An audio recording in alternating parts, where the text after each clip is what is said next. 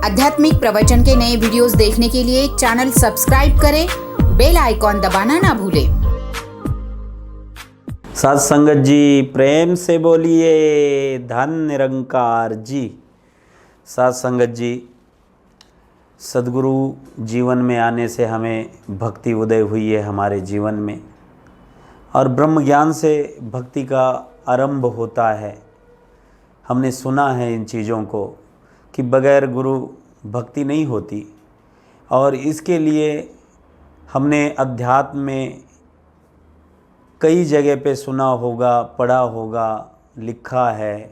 स्वामी विवेकानंद जी ने लिखा है, ये यथा माम प्रपद्यन्ते तास्थैव भजाम में हम, कि जो भी मुझे जिस भाव से भजता है उसे मैं उसी रूप में प्राप्त होता हूँ, उसी रूप में मिलता हूँ।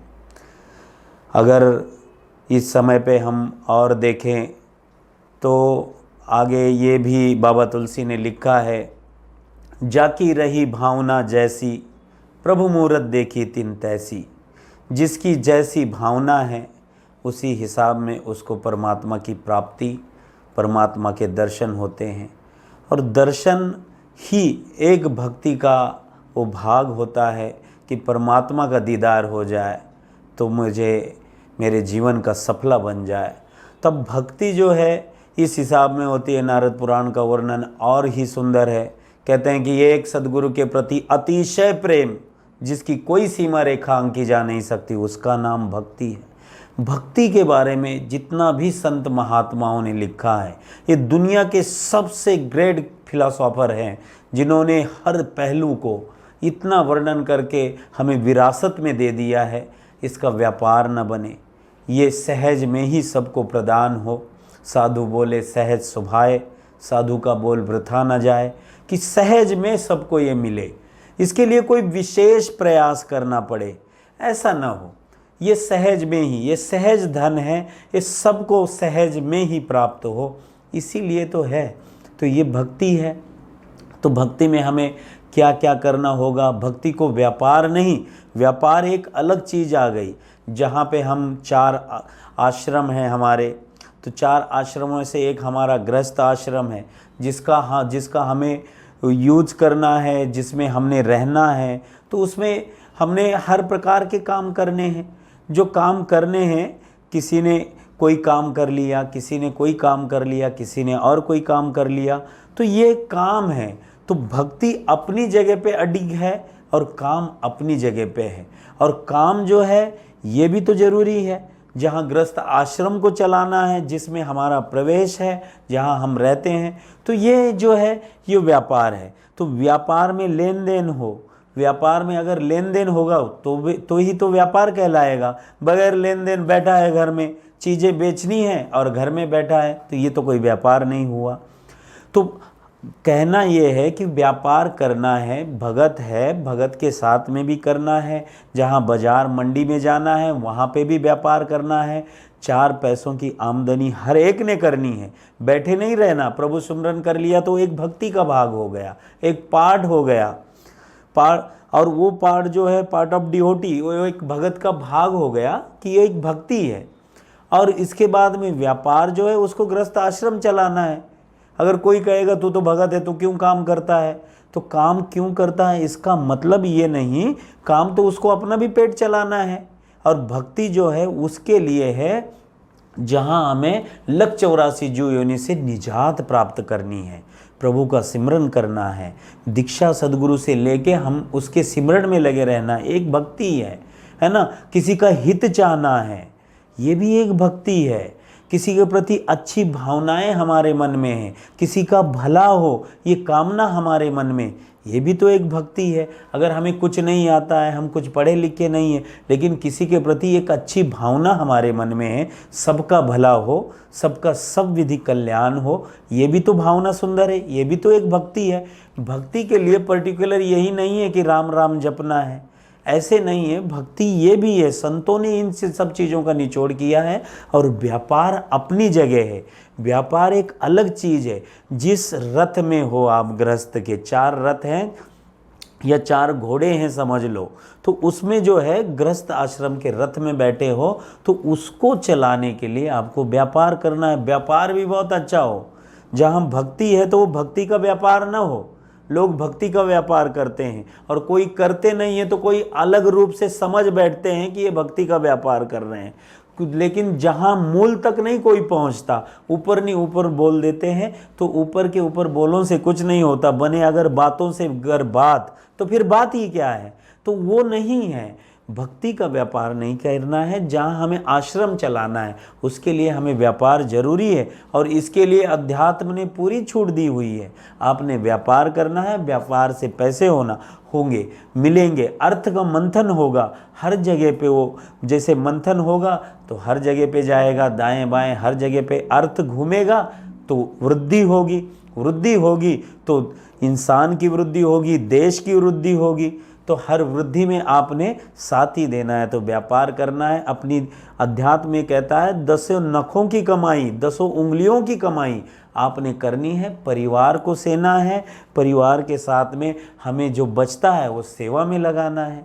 इसलिए ये दोनों चीज़ें, भक्ति और व्यापार अलग अलग है, लेकिन इंसान समझ बैठता है कि मैं भक्ति ही व्यापार करूं, तो वो व्यापार नहीं है, वो तो सौदा सच्चाई का सौदा है, वो सच्चा सौदा है। वो केवल और केवल वो फ्री में बांटा जाता है, वो फ्री का धन है जो विरासत में मिला है, जो फ्री में पहले से बांटा गया था, आज भी लोग फ्री में बांट रहे हैं, उसका व्यापार नहीं बनाते। गृहस्थ आश्रम के लिए हमने 4 पैसे कमाने हैं, कमा के बच्चों के एजुकेशन का देखना है। लोगों के 4 सपने होते हैं, जो 4 सपने होते हैं उसमें क्या सपना होता है कि भाई मेरा एक अच्छा घर हो, है वो अच्छा घर हो, मेरे बच्चे का एजुकेशन अच्छा हो, उसको उसकी पढ़ाई लिखाई अच्छी हो, बगल का लड़का बहुत अच्छी स्कूल में पढ़ता है, मेरा भी तो बच्चा उसके साथ में पढ़े, बहुत अच्छा मेरे पास पैसा हो, आमदनी हो, खर्चा हो, मुझे पैसा खर्चा करने का स्वतंत्रता हो, फ्रीडम हो, ये इंसान चाहता है। मेरी एक अच्छी कार हो, है ना, ये भी इंसान चाहता है कि मैं कहीं सत्संग में जाऊं तो उसमें मेरे परिवार को लेके जाऊं। तो ये सारी चीज़ें, इसके लिए हमने पैसे तो कमाने ही हैं। तो अपना ये है, ये कर्म होता है, ये व्यापार होता है, ये हमने करना ही है, और उसके साथ में हमें भक्ति करनी है। सदगुरु बाबा जी हमेशा ये चीज़ कहते थे, जैसे कोई पनिहारी पानी लेके जाती है, तो जब पानी लेने जाती है तो 2-2 हंडे, 2-2 कलसियाँ अपने ऊपर रखती है, सर के ऊपर रख देती है, और वहाँ रख कर केवल वहीं पे नहीं खड़ी रहती, दाएं बाएं सर भी घुमाती है, उसको छलकने नहीं देती, या वो कुएं के पास ही में खड़ी नहीं रहती, तो चलती भी है, साथ में बच्चे भी पकड़े हुए हैं, उनको भी लेके चलती है। जो पनिहारी चल रही हैं उनके साथ में बात भी करती चलती है। इसका मतलब उसका ध्यान पानी के बूंद के ऊपर भी है, वो छलकने ना पाए, वो गिरने ना पाए, और मेरे सारे काम होते रहें। ये व्यापार भी है और भक्ति भी है, ये दोनों का समन्वय हो, ये दोनों हमारे जीवन में इस तरह से हो कि कहीं किसी के सामने भगत है इसके लिए हाथ फैलाओ, ये ना हो, है ना। मांगने का अधिकार भगत रखता है, लेकिन इसका मतलब ये नहीं कि वो मांगते फिरे, इसका मतलब ये है कि करे तो सेवा के लिए करे, और भक्ति अपनी जगह पे स्वतंत्र है। भक्ति स्वतंत्र सकल गुण खानी, वो हर गुणों की खान है, और व्यापार अपनी जगह पे हो जिसमें पारदर्शिता हो, किसी के मन को दुखाया ना जा सके, किसी की माया का हम गलत इस्तेमाल ना करें। जो चीज़ जिस हिसाब में हमने लेनी है देनी है, उसका एक ठहरा हुआ हिसाब है, एक ठहरी हुई अमाउंट है, जो उसी हिसाब में लेन देन हो, कि ना कि ज़बरदस्ती में हम दें, ना कि ज़बरदस्ती में हम लें। तो उस हिसाब में व्यापार भी करना है। यानी सदगुरु के चरणों में आकर हम उन हर पहलुओं को सीखते हैं। सदगुरु के चरणों के ऊपर आकर हम बैठना कैसे है, रहना कैसे है, खाना कैसे है, पहनना कैसे है, बोलना कैसे है, व्यापार कैसे करना है, भक्ति कैसे करनी है, हर एक पहलू, हर एक चीज़ हम सदगुरु के चरणों में ही आके सीखते हैं, और कोई नहीं सिखाने वाला इन सब चीज़ों को, और वो भी ढंग से, सही डिसिप्लिन से हमें ये सब सदगुरु सिखाता है करके।